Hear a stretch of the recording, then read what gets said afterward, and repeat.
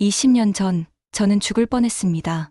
페루 고산지대 해발 3,000m 작은 마을에서 8살 소녀가 폐렴으로 숨을 헐떡이고 있었습니다. 이 아이는 하루를 못 넘길 거예요. 마을 사람들이 고개를 저었을 때 아닙니다. 이 아이 반드시 살려야 합니다. 한 한국인 의사가 조용히 나타나 3일 밤낮을 지새며 저를 살려냈습니다. 그분은 연락처도 이름도 남기지 않고 조용히 사라지셨습니다. 하지만 그 따뜻한 손길 하나가 한 아이의 운명을 바꿔놓았습니다.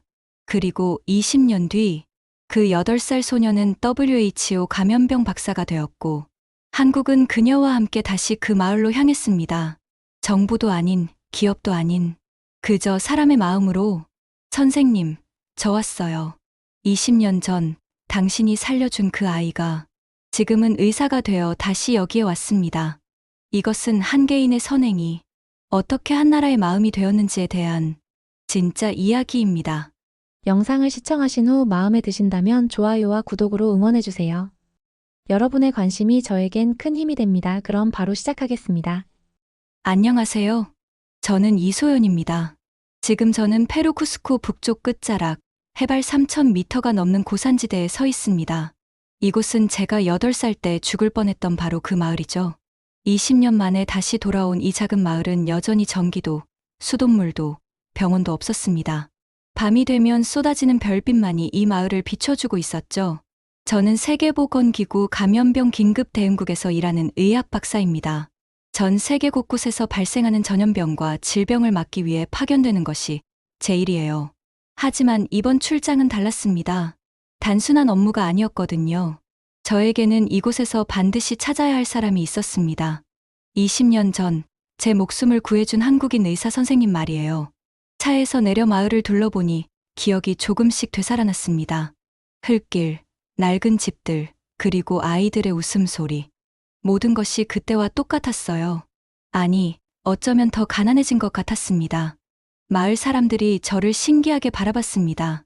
아시아인이 이런 오지까지 오는 일은 드물거든요. 특히 혼자서 말이죠. 하지만 저는 이곳이 낯설지 않았습니다.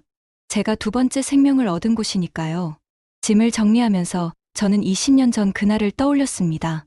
고열에 시달리며 죽어가던 8살 소녀. 그때 제가 살 수 있었던 건 한 분의 따뜻한 손길 때문이었어요. 박영재 선생님이라고 하셨던 그분. 말도 통하지 않는 저를 3일 동안 밤새 돌봐주셨죠. 그분은 제가 회복되고 3개월 뒤 조용히 마을을 떠나셨습니다. 연락처도 남기지 않으신 채로요. 어린 저는 그분의 이름조차 제대로 기억하지 못했어요. 하지만 그분의 따뜻한 목소리만은 잊을 수 없었습니다. 지금 제가 의사가 된 것도, 세계보건기구에서 일하게 된 것도 모두 그분 때문입니다. 그분이 보여주신 의술에 대한 사명감과 사람을 향한 사랑이 저를 이 길로 이끌었거든요. 이제 저는 그분을 찾아서 감사 인사를 드리고 싶었습니다. 그리고 이 마을 사람들에게 제가 받은 은혜를 돌려드리고 싶었어요. 1990년대 후반이었습니다. 저는 어머니와 함께 이 페루 빈민마을에서 살고 있었어요. 어머니는 한국에서 온 선교사셨는데 이곳에서 아이들을 가르치며 봉사하고 계셨죠. 어느 날 갑자기 저에게 고열이 났습니다. 몸이 뜨거워지더니 숨쉬기도 힘들어졌어요. 마을에는 제대로 된 병원이 없었고 가장 가까운 도시까지는 차로 6시간이나 걸렸습니다. 마을 사람들은 고개를 저었습니다. 이 아이는 하루를 못 넘길 것 같다고 속삭였죠. 어머니는 울면서 제 이마를 닦아주셨지만 열은 계속 올라갔습니다. 바로 그때 임시 진료소에 한국인 의사 선생님이 도착하셨어요. 박영재 선생님이었습니다. 선생님은 국경 없는 이 사회에서 파견된 자원봉사자셨죠. 박 선생님은 저를 한번 보시더니 즉시 행동에 나서셨습니다. 이 아이 반드시 살려야 합니다라고 말씀하시며 3일 동안 제 곁을 떠나지 않으셨어요. 밤새도록 제 열을 재시고 약을 먹여주시고 이마에 차가운 수건을 올려주셨습니다. 저는 의식을 잃었다 깨어났다를 반복했지만 깨어날 때마다 선생님이 제 옆에 계셨어요. 소연아, 힘내야 해. 꼭 건강하게 자라야 한다고 말씀해 주셨죠. 스페인어를 못하시는 선생님이 서툰 스페인어로 제 이름을 불러주셨을 때 그 따뜻함을 지금도 기억합니다. 3일째 되던 날, 제 열이 드디어 떨어졌습니다. 박 선생님은 안도의 한숨을 쉬시며 제 머리를 쓰다듬어 주셨어요. 이제 괜찮다.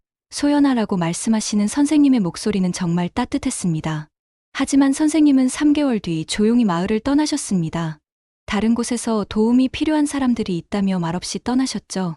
제가 그분에게 제대로 된 감사 인사도 드리지 못한 채로요. 어린 저는 그때 마음속으로 다짐했습니다. 언젠가 꼭 선생님처럼 아픈 사람들을 치료하는 의사가 되겠다고 말이에요. 그리고 선생님을 다시 만나서 감사 인사를 드리겠다고요. 시간은 흘러 2020년대가 되었습니다. 저는 한국으로 돌아와 의과대학을 졸업하고 감염병학을 전공했어요. 그리고 세계보건기구에 입사해서 전 세계 곳곳의 질병과 싸우는 일을 하게 되었죠. 그러던 어느 날 페루에서 온 긴급 보고서를 받았습니다. 제가 어린 시절 살았던 바로 그 마을에서 원인 불명의 전염병이 퍼지고 있다는 내용이었어요. 마음이 철렁했습니다. 제 기억 속 그 작은 마을, 여전히 가난하고 의료시설도 없는 그곳에서 전염병이 퍼지고 있다니요. 제가 직접 가겠습니다라고 상관에게 말씀드렸습니다. 하지만 유럽 지원팀 동료들은 회의적이었어요. 너무 고립된 지역이야. 접근도 어렵고 효과적인 지원이 힘들 거야 라고 말했죠. 하지만 저는 포기할 수 없었습니다. 그곳은 제게 특별한 의미가 있는 곳이었거든요. 그날 밤 저는 한국에 있는 의료 관련 기관들에 연락을 취했습니다. 20년 전 페루의 한 작은 마을에서 한국인 의사가 제 목숨을 구해주셨습니다. 이제 그 은혜를 갚을 때입니다 라고 말씀드렸어요. 놀라운 일이 일어났습니다. 제 이야기를 들은 한국의 의료진들이 하나둘씩 자원하기 시작한 거예요. 의료 NGO 단체에서 연락이 왔고 정수기업에서도 도움을 주겠다고 했습니다. 심지어 한국의 모듈형 병원 제작회사에서도 무료로 임시 병원을 지원하겠다고 연락해왔어요. 정부 지원도 아닌 순수한 민간 차원의 자발적 참여였습니다. 한국인의 마음이 이런 거구나라고 생각했어요. 계산하지 않는 진심, 조용한 실천. 이런 모습이야말로 20년 전 박 선생님이 보여주셨던 그 마음과 똑같았습니다. 2주 만에 지원 물자와 의료진이 준비되었습니다. 모듈형 병원, 정수장치, 의약품, 그리고 20여 명의 의료 자원봉사자들까지요. 페루에 도착한 저는 먼저 20년 전 제가 치료받았던 그 진료소를 찾아갔습니다. 하지만 그곳은 이미 폐허가 되어 있었어요. 벽은 무너져 내렸고 지붕도 없어진 채 돌무더기만 남아 있었습니다. 그래도 저는 그 자리에 오래 서 있었습니다. 여기서 박 선생님이 저를 살려주셨구나 하는 생각에 가슴이 벅찼거든요. 무너진 벽돌 사이를 자세히 살펴보던 중 작은 글씨 하나가 눈에 들어왔습니다. 흐릿하지만 분명히 한글로 쓰여 있었어요. 소연아, 건강하게 자라야 해. 제 이름이었습니다. 그리고 20년 전 들었던 그 따뜻한 목소리가 기억 속에서 되살아났어요.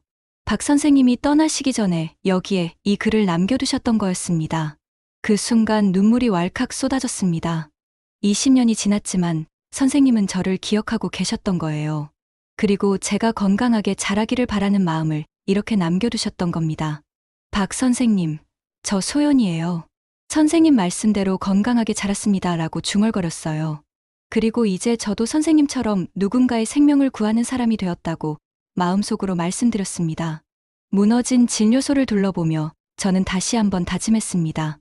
이곳에 새로운 희망을 가져다 주겠다고요.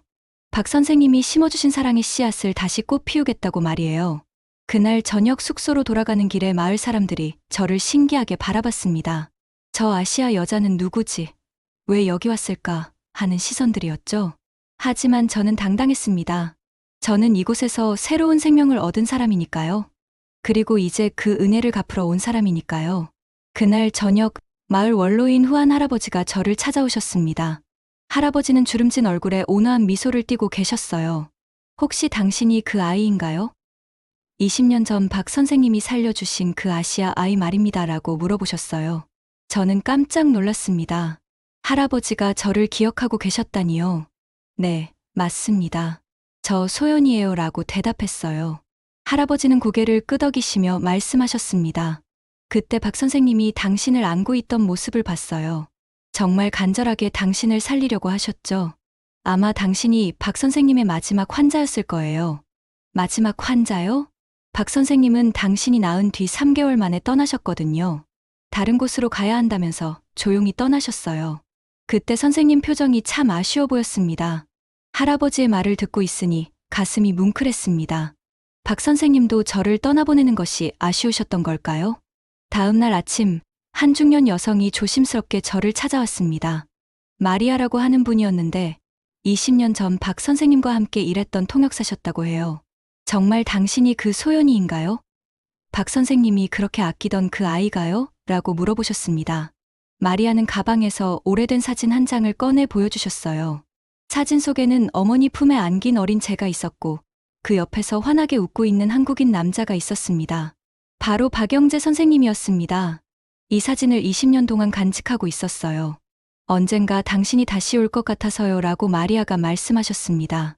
사진 속 박 선생님은 정말 젊어 보이셨어요. 아마 제 지금 나이와 비슷하셨을 거예요. 그런 어린 나이에 이 오지까지 와서 낯선 아이를 구해주셨던 겁니다. 박 선생님은 정말 특별한 분이셨어요. 말은 많이 안 하셨지만 환자들을 대하는 마음이 남달랐죠 라고 마리아가 회상했습니다. 한국에서 온 지원 물품들이 도착하기 시작했습니다. 먼저 대형 트럭에 실린 모듈형 병원이 왔어요. 조립식으로 만들어진 이 병원은 하루 만에 완성될 수 있었습니다. 마을 사람들은 신기해했어요. 저게 정말 병원이 되는 거야? 라고 물어보셨죠. 하지만 한국에서 온 기술자들의 손길을 거치니 정말로 깔끔한 병원이 만들어졌습니다. 정수 장치도 설치되었습니다. 이제 마을 사람들이 깨끗한 물을 마실 수 있게 되었어요. 아이들이 깨끗한 물을 받아 마시는 모습을 보니 가슴이 뿌듯했습니다. 한국은 정부도 아닌데 왜 이렇게 도와주는 거죠? 라고 마을 사람들이 물어봤어요. 한국에서 온 의료진들은 조용히 대답했습니다. 우리도 예전에 어려울 때 도움을 받았었거든요. 이제 우리가 도울 차례입니다. 정말 한국다운 대답이었어요. 거창한 이유나 목적이 아니라 그냥 서로 돕고 사는 게 당연하다는 마음이었습니다. 의료진들은 마을 곳곳을 다니며 진료를 시작했습니다. 특히 아이들의 영양실조와 감염병 예방에 집중했어요. 예방접종도 해주고 영양제도 나누어 주었습니다. 학교에는 새 책걸상이 들어왔습니다. 각 책상마다 작은 스티커가 붙어 있었는데 거기엔 한국에서 사랑을 담아라고 한글과 스페인어로 적혀 있었어요. 아이들이 그 글씨를 신기해하며 따라 읽는 모습이 정말 귀여웠습니다. 안녕하세요라고 서툰 발음으로 인사하는 아이들을 보니 웃음이 나왔어요. 마을의 분위기가 완전히 바뀌었습니다. 사람들 얼굴에 희망이 보이기 시작했어요. 특히 아이들의 웃음소리가 마을 곳곳에서 들려왔습니다. 저는 이 모든 것을 지켜보며 20년 전 박 선생님의 마음을 이해할 수 있었어요. 누군가를 돕는다는 것, 희망을 나누어 준다는 것이 얼마나 큰 기쁨인지 말이에요. 새로 지어진 진료소 벽면에 저는 편지 한 장을 끼워 넣었습니다. 박 선생님께 드리는 편지였어요. 박 선생님, 저 소연입니다. 20년 전 선생님이 살려주신 그 아이가 이제 의사가 되어 다시 여기에 왔습니다. 선생님이 주신 목숨, 헛되이 쓰지 않았어요. 저도 이제 누군가의 생명을 지키는 사람이 되었습니다. 선생님이 보여주신 사랑을 이곳 사람들에게 전해드리고 싶습니다. 언젠가 선생님을 꼭 다시 만나서 감사 인사를 드리고 싶어요. 편지를 써넣고 나니 마음이 한결 가벼워졌습니다. 며칠 뒤 마을 사람들이 손수 만든 나무 간판을 진료소 앞에 세웠어요. 한국페루 진료센터라고 한글과 스페인어로 적혀 있었습니다. 개소식 날 마을의 작은 소녀가 피아노 연주를 해주었어요. 놀랍게도 한국 국가였습니다. 어떻게 배웠는지 물어보니 인터넷으로 찾아서 연습했다고 해요. 그 어린 소녀가 서툰 손가락으로 애국가를 연주할 때 현장에 있던 모든 사람들이 고개를 숙였습니다. 한국에서 온 의료진들은 물론이고 페루 마을 사람들까지도 조용히 들어주었어요. 음악이 끝나고 나서 소녀가 말했습니다. 한국 언니들아 고마워요. 우리 마을에 와줘서 고마워요. 그 순간 모든 사람들의 눈에 눈물이 맺혔습니다. 국경도, 언어도, 문화도 다르지만 마음은 하나였어요. 사람을 사랑하는 마음, 서로 돕고 싶은 마음은 어디나 똑같다는 것을 느꼈습니다. 저는 그때 확신했습니다. 박 선생님이 20년 전에 심어주신 사랑의 씨앗이 이제 큰 나무가 되어 많은 사람들에게 그늘을 주고 있다는 것을요. 이 프로젝트의 소식이 알려지면서 페루 정부에서 공식 감사 인사를 보내왔습니다. 역사적 인도주의 협력 사례라고 평가해 주셨어요. 세계보건기구에서도 한국의 보건 원조 모델을 UN 보고서에 공식 채택했습니다. 하지만 저는 이런 공식적인 평가보다 더 중요한 것이 있다고 생각해요. 바로 사람의 마음입니다. 이건 시스템이나 모델이 아니에요. 그냥 한 사람의 따뜻한 마음에서 시작된 일이었어요. 라고 인터뷰에서 말씀드렸습니다. 20년 전 8살 소녀에게 손을 내밀었던 한국인이 있었습니다. 박영재 선생님이 건넨 그 손길이 20년 뒤 다시 누군가의 생명을 살리고 있어요. 마을 아이들이 이제 새로운 꿈을 꾸기 시작했습니다. 나도 의사가 될래요 라고 말하는 아이들이 생겼어요. 특히 제가 치료해준 한 소녀는 언니처럼 세계보건기구에서 일하고 싶어요 라고 말했습니다. 그 순간 저는 깨달았어요. 은혜라는 건 이렇게 흘러가는 거구나. 한 사람에서 다른 사람으로, 한 세대에서 다음 세대로 계속 이어져가는 거구나. 지금 저는 한국으로 돌아와서 이 이야기를 여러분께 들려드리고 있습니다. 박 선생님을 아직 찾지는 못했지만 언젠가는 꼭 만날 수 있을 거라고 믿어요. 그리고 그때 이렇게 말씀드릴 거예요. 선생님이 심어주신 사랑이 이렇게 큰 나무가 되었어요. 이제 그 나무 아래에서 많은 사람들이 쉬어가고 있어요. 이 이야기의 시작은 한 명의 이름도 알려지지 않은 한국인이었습니다. 그 끝은 수많은 사람의 생명을 살리는 미래예요. 은혜는 반드시 돌아옵니다. 그리고 그 은혜는 다시 누군가의 삶이 되어 흘러갑니다. 여러분도 누군가에게 작은 선행을 베풀어 보세요. 그 작은 씨앗이 언젠가는 큰 숲이 될지도 모르니까요. 이 이야기가 감동적이었다면 좋아요와 구독으로 응원해 주세요.